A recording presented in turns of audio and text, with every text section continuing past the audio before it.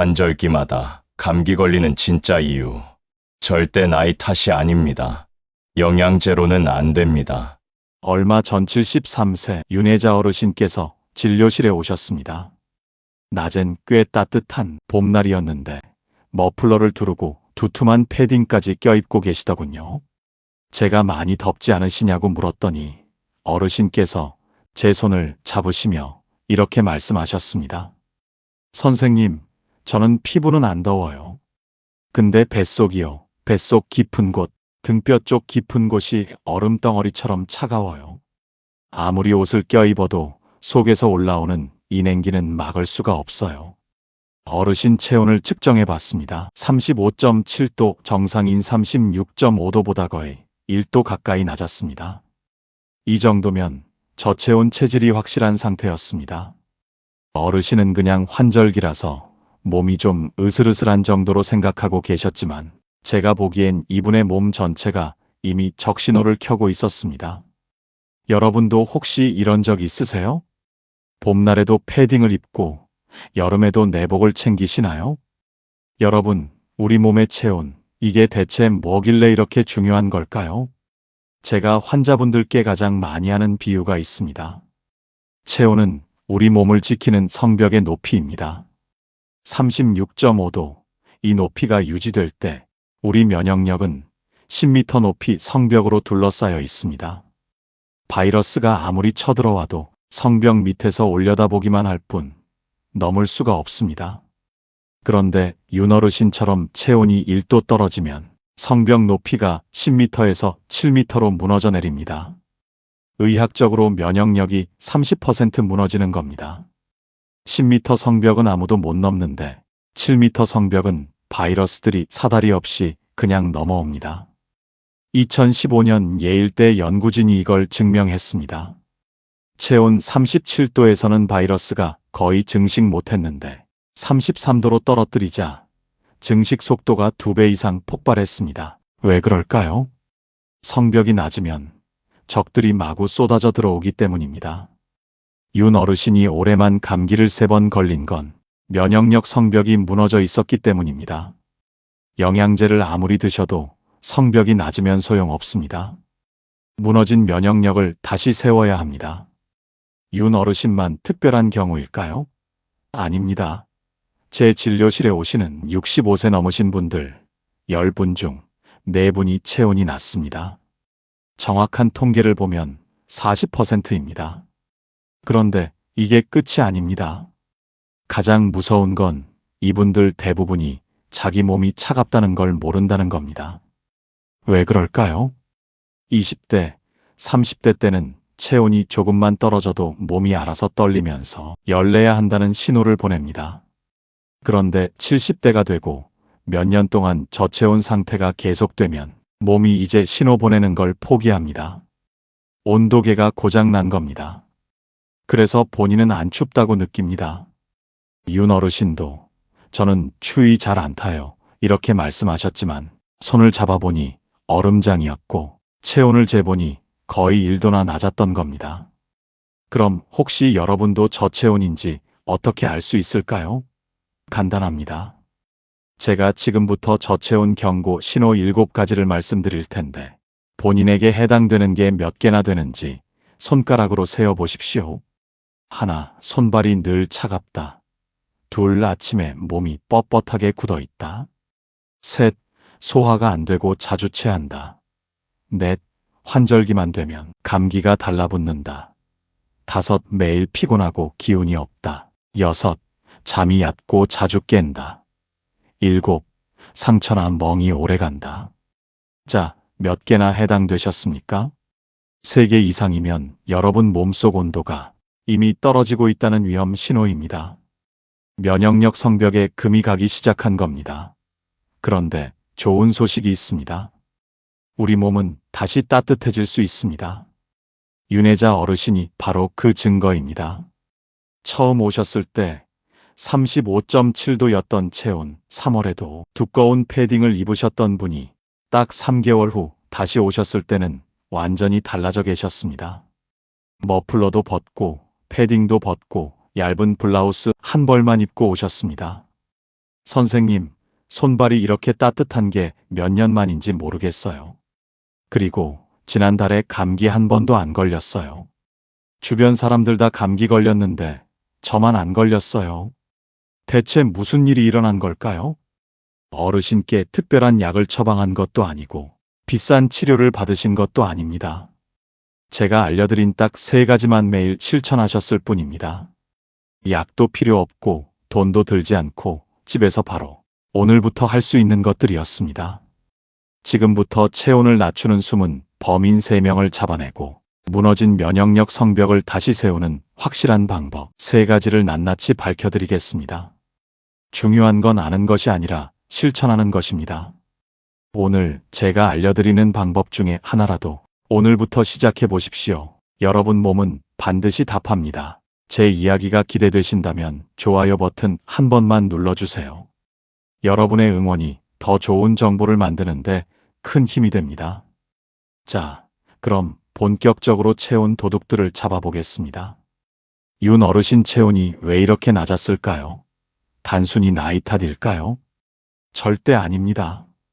제가 윤 어르신의 일상을 살펴봤더니 매일같이 체온을 훔쳐가는 도둑이 3명이나 숨어 있었습니다. 첫 번째 도둑은 차가운 물입니다. 한번 상상해 보세요. 한겨울 보일러 빵빵한 방에 창문을 활짝 열어놓으면 어떻게 될까요? 보일러가 아무리 열심히 돌아도 방은 안 따뜻합니다. 우리 뱃속도 똑같습니다. 윤 어르신은 속이 답답하실 때마다 냉장고 문을 여시고 차가운 물 한 컵을 단숨에 드셨습니다. 식사 후에는 얼음이 가득 든 커피를 마셔야 속이 편하다고 하셨습니다. 그런데 정말 소화가 잘 되셨을까요? 사실은 완전히 반대였습니다. 몸이 열심히 체온을 만들어내고 있는데 차가운 물이 계속 들어오면 만드는 족족 다 식어버리는 겁니다. 문제는 그게 끝이 아닙니다. 위장은 근육으로 되어 있습니다. 근육은 따뜻해야 제대로 움직이는데 찬물이 뱃속으로 들어가면 위장 근육이 순간적으로 딱 굳어버리면서 움직임이 멈추고 소화액 분비도 뚝 끊깁니다. 어르신이 늘 소화가 안 된다고 소화제를 달고 사셨던 이유가 바로 여기 있었습니다. 머리로는 시원하다 느끼지만 뱃속은 추위에 떨고 있었던 겁니다. 여기서 더 심각한 일이 벌어집니다. 뱃속이 차가워지면 우리 몸이 긴급 상황으로 판단하고 손발로 가던 혈액을 차단해버립니다. 배를 따뜻하게 지키기 위해서죠. 그래서 찬물을 자주 드시는 분들은 예외 없이 손발이 얼음장처럼 차갑습니다. 두 번째 도둑은 난방 의존입니다. 윤 어르신은 조금만 서늘하면 바로 난방을 올리고 여름에도 에어컨 바람 무서워서 내복을 챙겨 입으셨습니다. 몸 잘 챙기시는 것 같으시죠? 그런데 이게 오히려 독이었습니다. 다리 수술 받으신 분들 보신 적 있으시죠? 수술 후 침대에만 2주 누워 계시면 다리 근육이 눈에 띄게 가늘어지고 일어서기조차 힘들어집니다. 안 쓰면 못 쓰게 됩니다. 우리 몸에 열 만드는 능력도 똑같습니다. 추울 때마다 난방 틀고 옷 껴입으면 몸이 열 낼 기회가 없습니다. 1년, 2년 지나면 열 만드는 시스템 완전히 퇴화합니다. 그래서 난방 온도 높게 사시는 분들은 밖에 나갔다 들어오기만 해도 감기 걸립니다. 환절기 5도 차이만 나도 바로 몸살입니다. 난방이 편하게 해주는 게 아니라 몸을 약하게 만들고 있었던 겁니다. 세 번째 도둑, 이게 가장 치명적입니다. 바로 사라져버린 근육입니다. 우리 몸에서 만들어지는 열, 이게 대체 어디서 나오는지 아십니까? 근육이 움직여야 열이 납니다. 우리 몸 전체 열의 거의 절반 가까이가 근육에서 만들어집니다. 차 엔진도 시동 꺼놓으면 식잖아요. 돌려야 뜨거워집니다. 우리 몸도 마찬가지입니다. 특히 허벅지 같은 큰 근육이 움직이면서 열을 폭발적으로 만들어냅니다. 그런데 윤 어르신은 무릎이 불편하시다며 거의 걷지 않으셨어요. 하루 종일 소파에 앉아 TV 보시거나 침대에 누워 계셨습니다. 일주일만 침대에 가만히 누워 있어도 허벅지가 눈에 띄게 가늘어지고 한 달이면 계단 오르기 힘들어집니다. 근육이 빠져나가면서 열 생산량도 같이 떨어지는 겁니다. 제가 근육 줄어든 분들 체온을 수백 명 재봤는데 10분 중 9분이 36도 미칩니다. 나이 문제가 아닙니다. 근육량 문제입니다. 여기서 더 무서운 일이 벌어집니다. 근육이 빠지면 체온이 떨어지고, 체온이 떨어지니까 몸이 더 굳어서 움직이기 싫어지고, 안 움직이면 근육은 더 빨리 빠지는 악순환의 소용돌이에 빠지게 됩니다. 윤 어르신이 환절기마다 감기로 고생하신 건 찬물이 뱃속을 얼리고 난방이 발열 능력을 죽였고 근육 감소가 열 생산을 멈춰버렸기 때문입니다. 새 도둑이 동시에 달려들어 어르신의 체온을 빼앗아 간 겁니다. 그렇다면 이제 어떻게 되찾을까요? 지금부터 말씀드리는 3가지 방법, 이것만 실천하면 됩니다. 여기서 잠깐만 1도가 왜 중요한지만 빠르게 짚고 넘어가겠습니다. 체온 36.5도일 때 우리 몸속 면역세포는 최고 속도로 바이러스를 잡아냅니다. 그런데 1도만 떨어지면 면역력이 30% 무너집니다. 반대로 1도 올리면 면역력이 5배 강해집니다. 그래서 우리 몸이 감기 걸리면 열을 내는 겁니다. 평소 체온을 정상으로 유지하는 게 바로 면역력의 핵심입니다. 자, 이제 체온 도둑 쫓아내고 1도를 되찾는 방법을 알려드리겠습니다. 약도 돈도 필요 없이 떨어진 체온을 다시 끌어올리는 방법들입니다. 우리 몸은 스스로 회복하는 능력이 있습니다. 우리가 할 일은 그 회복력을 깨워주기만 하면 됩니다. 첫 번째 방법은 목덜미를 따뜻하게 데우는 겁니다. 여러분 지금 손을 들어서 목 뒤를 만져보세요. 차갑습니까? 아니면 따뜻합니까? 만약 차갑다면 지금 당장 이걸 하셔야 합니다. 목덜미, 정확히는 목 뒤 척추 양옆 부분. 여기가 왜 중요할까요? 이곳에는 갈색 지방이라는 특별한 세포가 모여 있습니다. 보통 지방은 에너지를 저장만 하는데 갈색 지방은 열을 만들어냅니다. 우리 몸의 천연 히터입니다. 그런데 이 히터가 평소엔 꺼져 있다가 온도가 올라가면 스위치가 켜집니다. 목덜미를 따뜻하게 해주면 갈색 지방이 이제 일할 시간이구나 하고 깨어나면서 열을 쏟아냅니다. 동시에 목을 지나는 굵은 혈관도 따뜻해지면서 활짝 열립니다. 혈관이 열리면 어떻게 될까요? 차선 3개였던 도로가 차선 5개로 넓어지는 것과 같습니다. 피가 흐르는 속도가 빨라지고 순환되는 피의 양이 확 늘어납니다. 따뜻한 피가 머리부터 손끝 발끝까지 빠르게 퍼져나갑니다. 방법은 정말 간단합니다. 수건 하나만 있으면 됩니다. 따뜻한 물 뜨겁지 않게 미지근하게 준비합니다. 수건을 물에 적셔서 물기를 꽉 짠 후 목 뒤에 척 올려놓고 5분간 그대로 있습니다. 수건이 식으면 다시 한 번 더 해주세요. 총 10분이면 충분합니다. 아침 세수 후 1번, 저녁에 잠들기 전 1번, 하루 2번 딱 10분씩만 투자하세요. 윤 어르신도 처음엔 이게 무슨 도움이 될까 하셨는데 딱 3일 후에 전화가 왔습니다. 선생님, 신기하게 손발이 따뜻해졌어요. 일주일만 해보십시오. 아침에 일어날 때 몸이 가벼워지고 손발이 예전과 확실히 달라져 있을 겁니다. 2번째는 발목을 까딱하는 겁니다. 지금 앉으신 채로 발끝을 위로 올렸다 내렸다 10번만 해보세요. 발목을 까딱하면서 종아리를 한번 만져보세요. 종아리가 움직이는 게 느껴지시나요? 발목을 까딱할 때마다 종아리 근육이 수축하고 이완하면서 피를 위로 밀어 올립니다. 심장에서 발끝까지 내려간 피를 다시 위로 올려보내야 하는데 중력 때문에 심장 혼자 힘으로는 못합니다. 그래서 종아리 근육이 펌프 역할을 해주는 겁니다. 의학에서는 이 종아리를 제2의 심장이라고 부릅니다.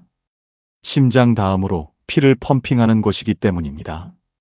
그런데 하루 종일 앉아만 계시면 이 펌프가 작동을 멈춥니다. 피가 발목 주변에 고이기 시작하고 발이 퉁퉁 붓고 차가워집니다.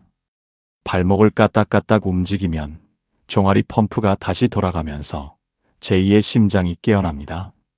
고여있던 피가 위로 올라가고 신선한 따뜻한 피가 발끝으로 내려옵니다. 윤 어르신도 이걸 2주만 하셨더니 얼음장처럼 차갑던 발이 따뜻해졌다고 하셨습니다. 1분만 해보세요. 발이 따끈해지는 걸 바로 느끼실 겁니다.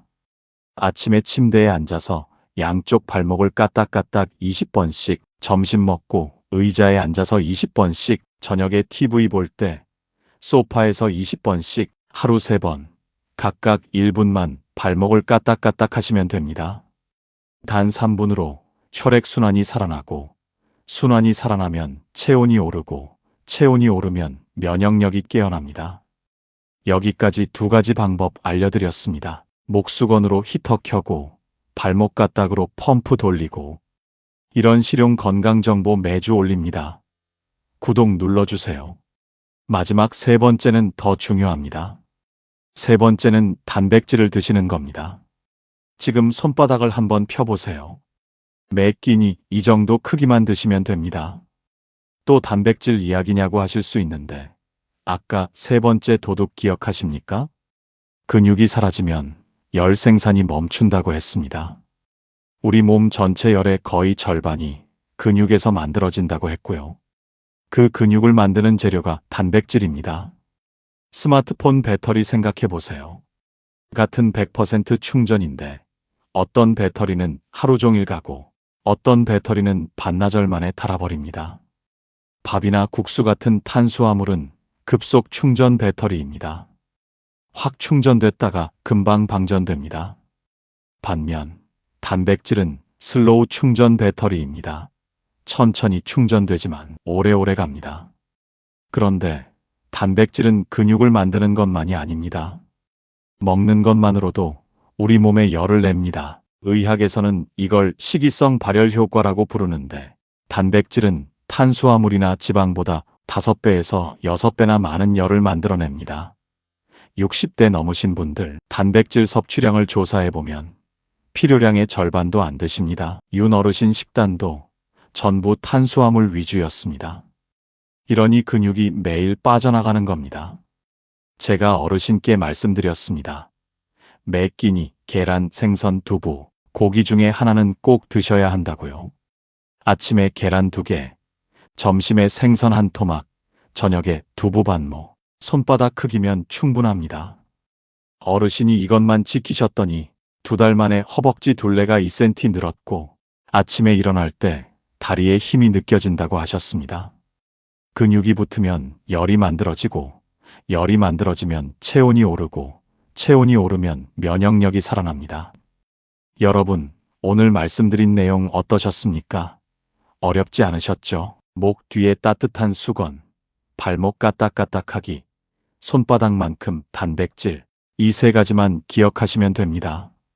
솔직히 말씀드리면 윤 어르신도 처음 2주는 힘들어 하셨습니다. 선생님, 자꾸 잊어버려요. 나이 먹으니까 기억이 안 나요. 그래서 제가 말씀드렸습니다. 잊어버리시는 게 당연하다고, 생각날 때마다 하나씩만 하셔도 된다고요. 그렇게 2주가 지나니까 몸이 먼저 기억하더랍니다. 아침에 눈 뜨면 자연스럽게 발목이 움직이고, 식사할 때 자연스럽게 계란이나 생선을 찾게 되더라고요. 여러분도 그렇게 하시면 됩니다. 제가 간단하게 정리해 드릴게요. 아침에 눈 뜨시면 침대에 그대로 누워서 발목부터 까딱까딱 20번씩 해주세요. 그게 잠든 사이 고여있던 피를 깨우는 겁니다. 일어나셔서 따뜻한 물 1컵 천천히 드세요. 차가운 물 아니고 미지근한 물이요. 밤새 차가워진 속을 따뜻하게 데워주는 겁니다. 그 다음 목 뒤에 따뜻한 수건 올려놓고 5분만 계세요. 아침 뉴스 보시면서 하시면 딱 좋습니다. 아침 드실 때는 계란 2개. 이게 하루를 여는 열쇠입니다. 낮에는 그냥 틈날 때마다 발목 까딱까딱 해주시면 됩니다. TV 보시면서, 친구분들이랑 이야기하시면서, 버스 기다리시면서요. 점심에는 생선 1토막이나 두부 반모, 손바닥 크기면 됩니다. 저녁에도 마찬가지입니다.